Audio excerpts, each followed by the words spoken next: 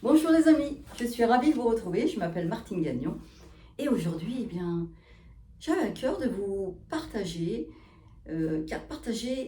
l'idée que, bien sûr, je pense que vous êtes conscient que le but de la vie, c'est de s'améliorer, c'est d'évoluer, c'est vraiment de se transformer parfois. D'ailleurs, il y a une phrase qui dit, avant de se construire, il faut apprendre à se déconstruire parce qu'on a été parfois dans des schémas ou dans une éducation qui ne nous a pas été très favorable et puis on est resté avec des schémas qui étaient vraiment lourds. Alors, il va falloir comprendre qu'il y a des personnes, quand elles ont 40, 50, 60, 10 ans, 70 ans et plus, eh bien, si on fait pas, si on ne prend pas conscience de nos points forts et de nos points faibles, on reste toujours un peu dans les mêmes schémas. Et vous aurez remarqué que, 40, 50, 60, 70 ans, il y a des personnes, elles réagissent comme si elles avaient 10 ans. Toujours pareil. Et en fait, les années passent et le mal-être, il dure. L'angoisse, elle dure. Parce que finalement, ces comportements n'ont rien résolu, parce que bien sûr, ce sont des mauvais comportements. Alors quand je dis mauvais comportements, on ne va pas porter de jugement. En tout cas, ce sont des comportements qui ne nous sont pas favorables. Il y en a 4 principaux. Et en général, on est tous un peu dans les 4, mais il y en a toujours un où vous remarquerez, eh bien, on est beaucoup plus dans un que les autres.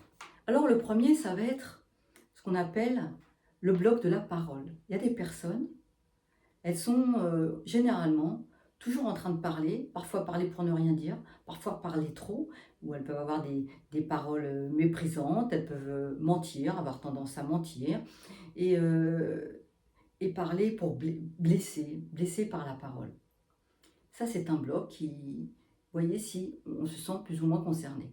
Le deuxième bloc, ça va être, on appelle ça le bloc de la colère. Le bloc de la colère, le bloc de la colère, vous remarquerez que les personnes, elles sont toujours irritées, sont toujours dans le passé, dans la rancœur, dans la vengeance, dans la dureté. Et évidemment, tous ces gens qui sont toujours dans ces blocs de rancœur, forcément, vous ne pouvez pas aller bien. Parce que vous dégagez une énergie sombre et ça ne vous amène pas des choses favorables dans votre vie. Le troisième bloc, on va appeler ça le bloc de la passion.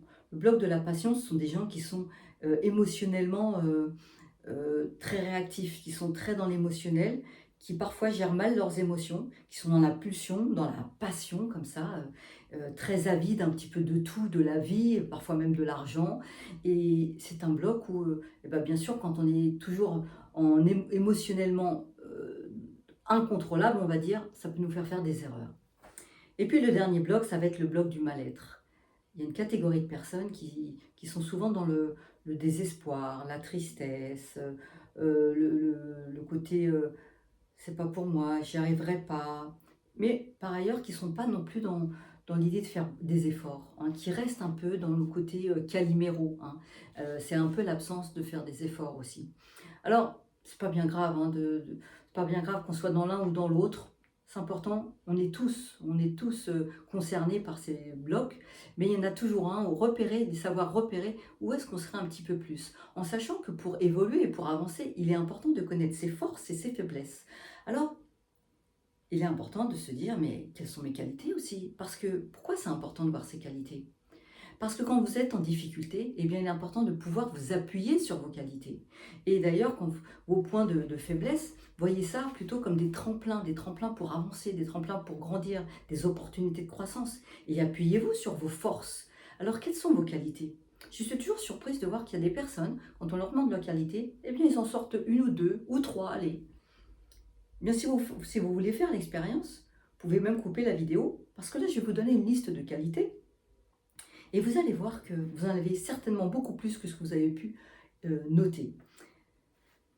Alors, il peut y avoir des... Voilà, allons-y pour les qualités. Ça peut être savoir s'entourer, être accueillant, avoir bon cœur, être curieuse, savoir déléguer, savoir rassurer, dédramatiser. Des gens sont très forts pour vraiment dédramatiser, savoir se remettre en question, rebondir, être rigoureux, être minutieux, être précis, être méticuleux, hein, être élégant, être logique, être persévérant, être fiable, ponctuel, être juste, être ordonné, savoir bien organiser les choses, être une bonne gestionnaire, savoir s'adapter, apprendre vite, être fidèle, généreux. Et je suis sûre qu'il en existe encore beaucoup plus.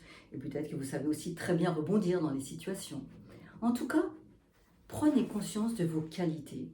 Parce que d'avoir repéré le bloc où il va falloir qu'on s'améliore, c'est pas grave. C'est tant mieux. Finalement, on a pu le repérer, donc on va pouvoir avancer. Et surtout, surtout, acceptez-vous avec ces difficultés parce que ce n'est qu'une des opportunités de croissance.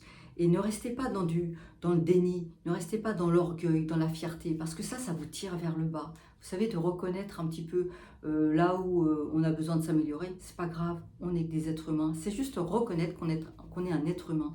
Même la personne que vous pouvez admirer, eh bien, comme tout le monde, elle n'a pas toujours été formidable. Personne n'a toujours été formidable. Simplement, tout le monde avance petit pas par petit pas. Et puis, de se dire, bah tiens, là, quand je me suis un peu emballée, bah, c'était une partie de moi, mais c'est pas vraiment moi en fait. C'est juste un moment que, eh bien oui, je suis un être humain et j'ai besoin, sans doute, eh bien, de prendre conscience que c'est pas le meilleur chemin. Et donc de travailler dessus. Mais vous savez bien qu'il faut parfois une vie pour avancer petit pas par petit pas.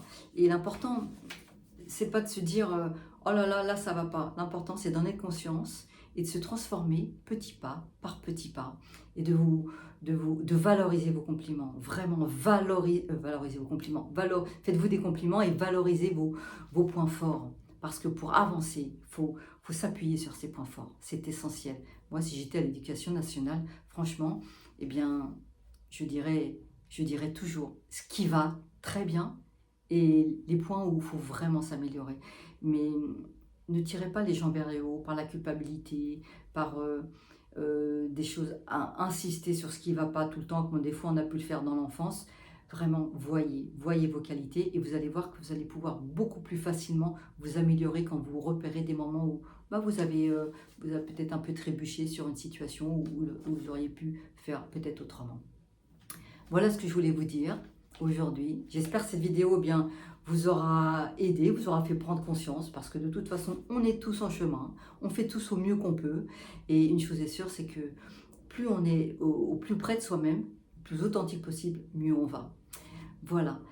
Si cette vidéo vous a plu, bien partagez-la, mettez-moi un pouce, abonnez-vous à ma chaîne YouTube, retrouvez-moi en coaching si vous en avez envie. En tout cas, rappelez-vous que vous êtes vraiment unique. Vous êtes un cadeau de la vie, que vous êtes d'une grande valeur et que vous méritez le meilleur. À très bientôt, j'espère. Au revoir.